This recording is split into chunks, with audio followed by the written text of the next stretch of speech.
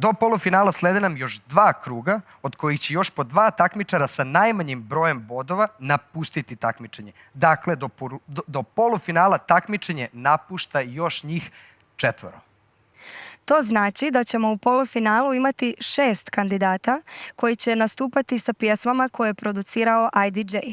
A zbog specifične situacije, Lunenih zdravstvenih problema i preporuke lekara, ona neće biti u mogućnosti da večeras nastupa. Zato večeras takmičenje napušta samo jedna osoba. A nova pravila su definitivno iznenadila nas, publiku, koučeve i takmičare i oni su definitivno razumeli da se dinamika ovog takmičenja izuzetno menja. Ovime je završen 2. krug IDJ show utrke.